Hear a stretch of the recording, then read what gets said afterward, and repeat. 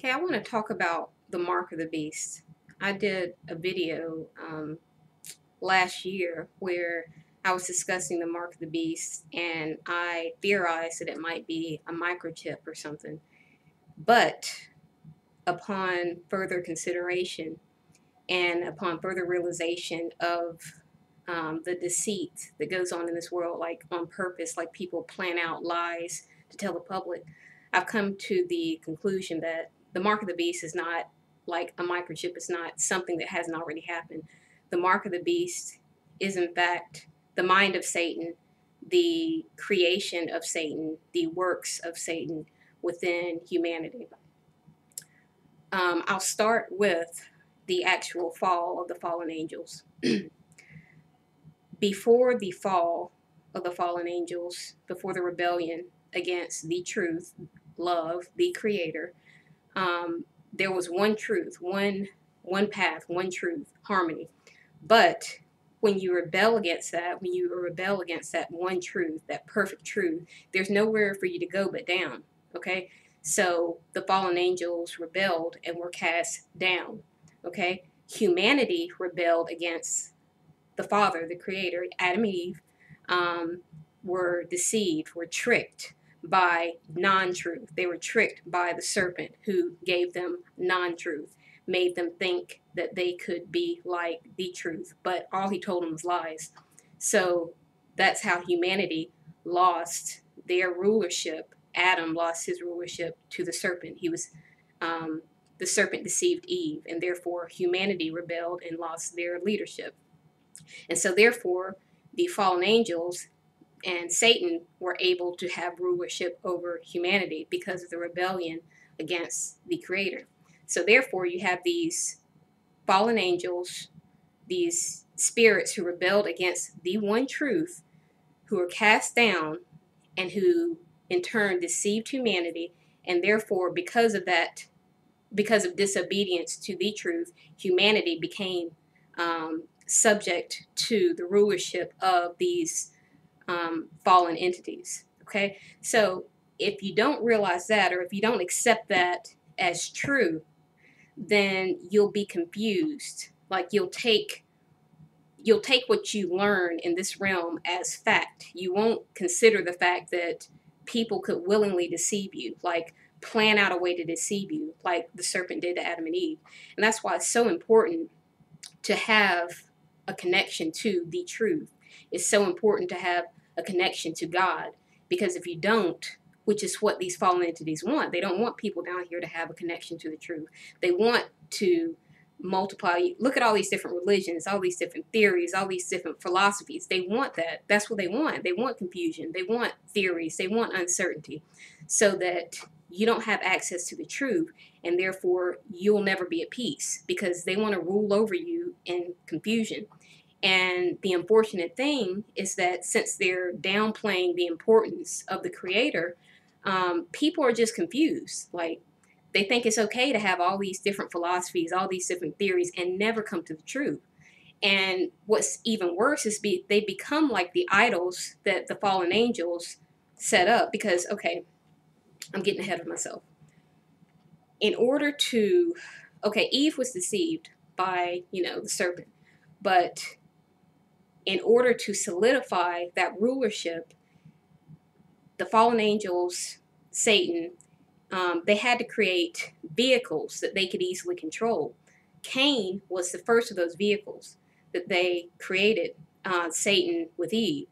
The fallen angels had an idea of how to create humans because they were in heaven. And so they have an idea of how to corrupt humans because they have part of that blueprint of how humans were created because they were with the Father. So Cain was the first corrupted human.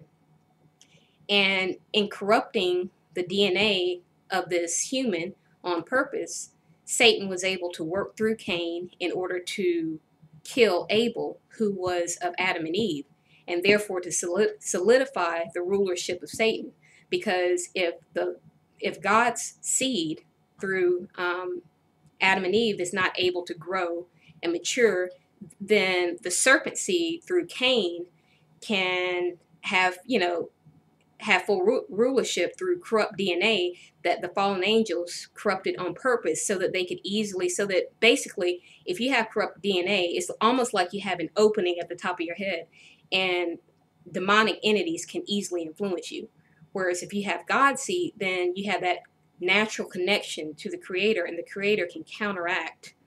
Even when Adam and Eve sinned, the Creator was still able to walk them through the deception and let them know, okay, Satan is deceiving you. Whereas with Cain, it was so easy for Satan to just work through him, because Cain was corrupted through Satan deceiving Eve, and Satan creating a hybrid child with Eve. His vehicle was corrupted in order for Satan to easily operate through it. So the beast is the corrupted vehicle, human, that mimics humans, very similar to humans, but it's a corrupted vehicle that fallen angels are easily able to operate through. The mark of the beast in your forehead is believing, for instance, Mormonism, which teaches that dark skin means you have no soul, when in fact common sense tells you that dark skin protects you from the sun. So what is the mimicked form? The mimicked and corrupted form is to have light skin that doesn't protect you from the sun.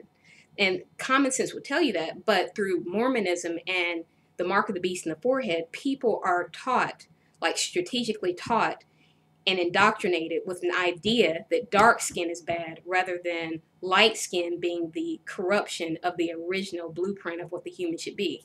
So in fact, it is light skin that the fallen angels introduced into the original human. The Israelites were dark when the Father had a body prepared for him, through Jesus to insert himself and be the Word made flesh. It was a dark skin. It was a black man. But through the mark of the beast being in our foreheads, we're taught that the Israelites were white skinned. Jesus was white skinned. The nose of the Sphinx and the lips were blown off, and we're not told why, but the Egyptians were dark. They were black people. Miriam was cursed with leprosy for speaking against Moses's dark wife. So leprosy is actually white skin, whereas we're taught through Mormonism and through the media that it's dark skin that's bad, that we should bleach our skin, that we should straighten our hair, that we should feel ashamed because we are presented in the way that the Creator, the truth, wanted us to be represented. He wanted the human to be dark and protected from the sun's rays. But through the mark of the beast being on our forehead, we're taught everything that's wrong, we're taught is right, and everything that's right, we're taught is wrong. So that's the mark of the beast being in your forehead when you believe Mormonism, when you believe dark skin, wide nose, thick lips, kinky hair, when you believe that they're bad and that they need to be changed.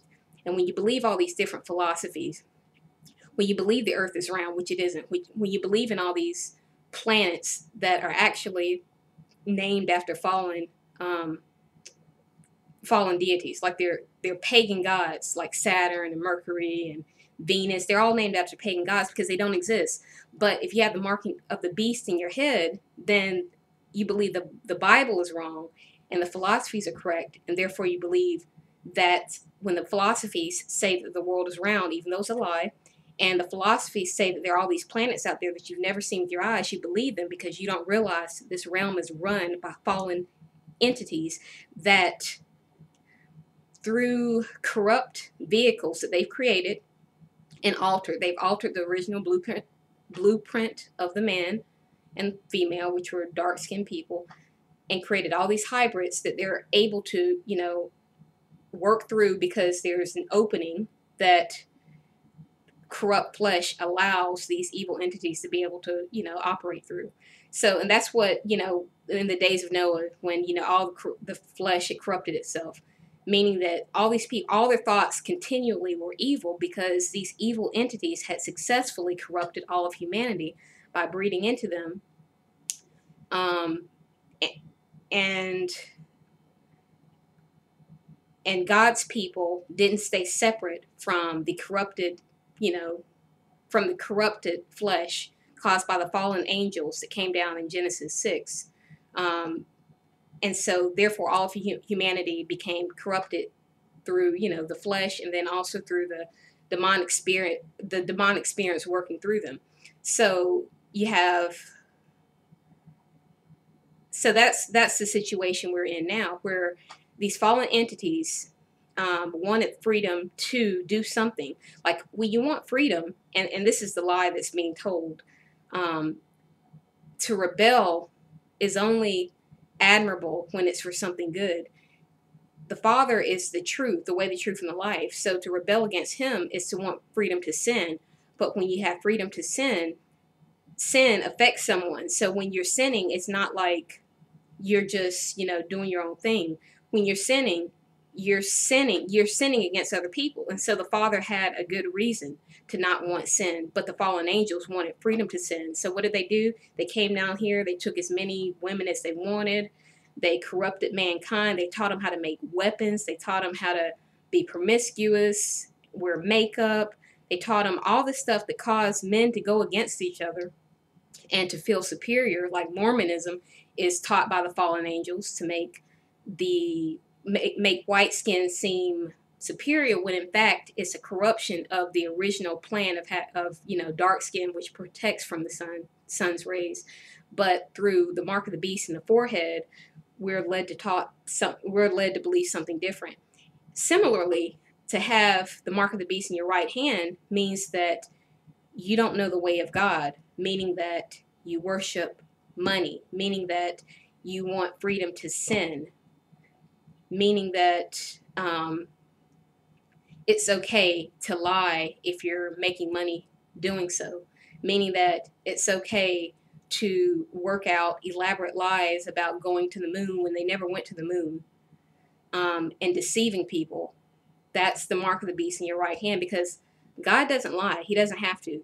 He has all the information.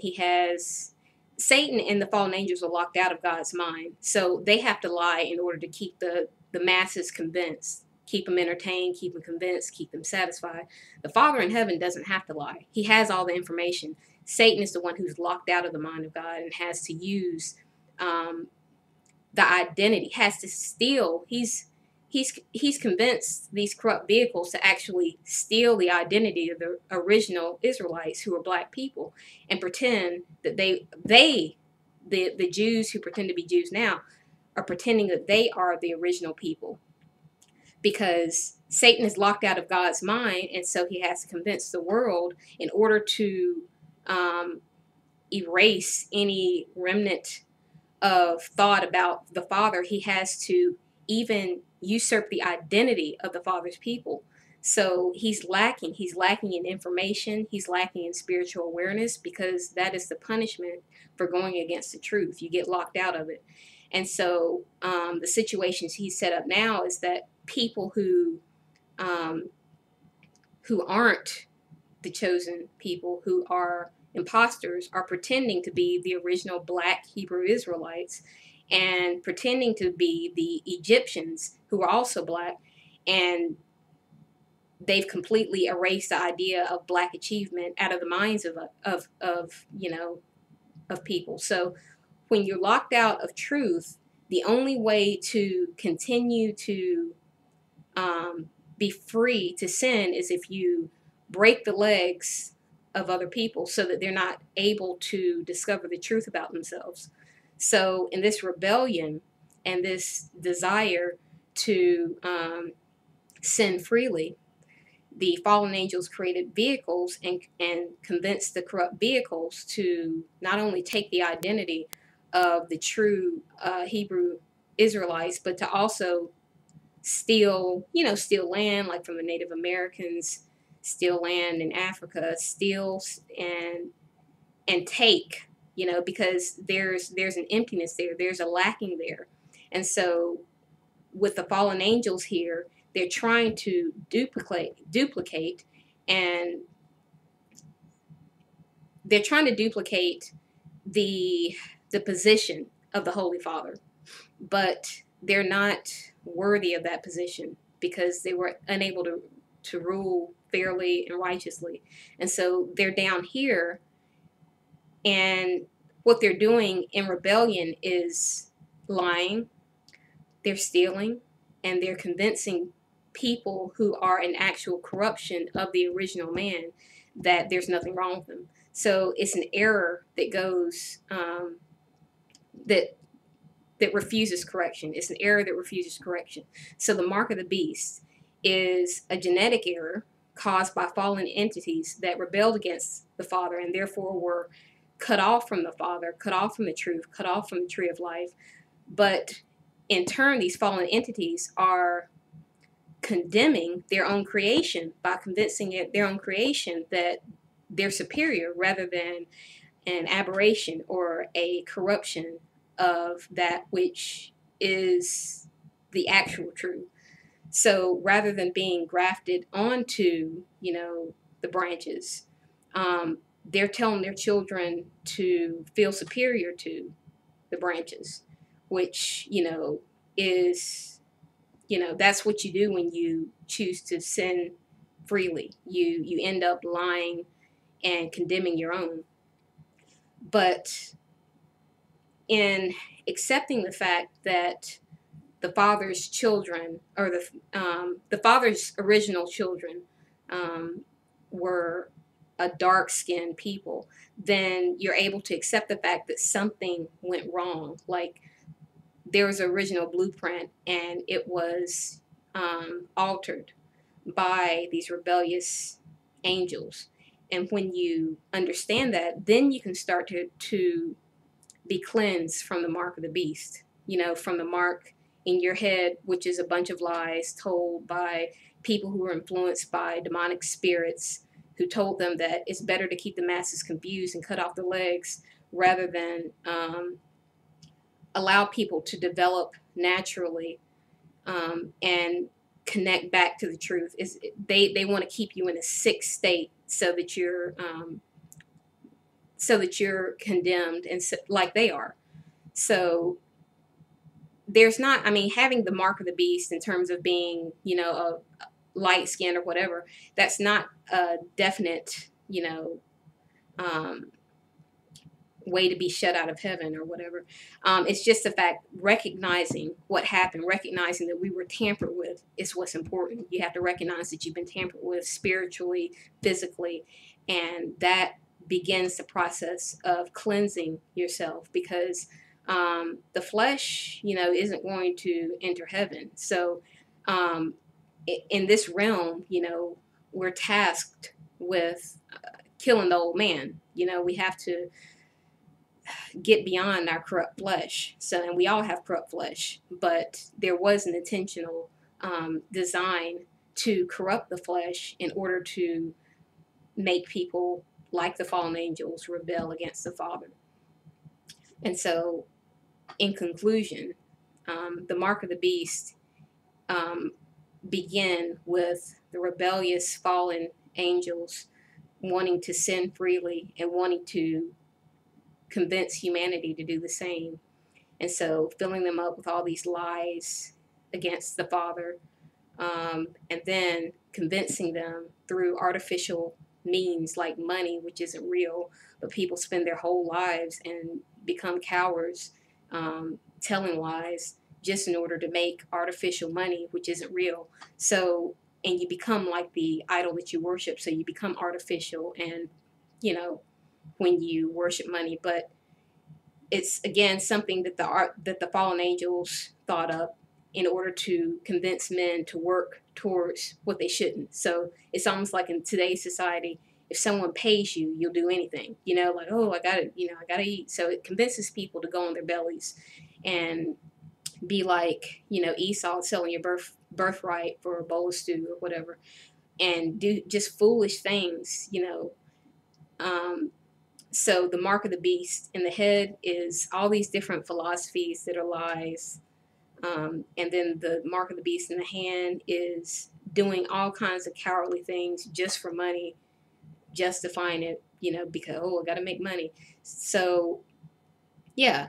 So That's the mark of the beast. It's more of a spiritual, physical thing, and than a microchip. Which, again, I was led to believe because I had part of the mark of the beast in my forehead, and I was believing the lies that they were putting out about this microchip. But the mark of the beast in the hand and the forehead has been here for a long time, and that's how the serpent was able to deceive the entire world.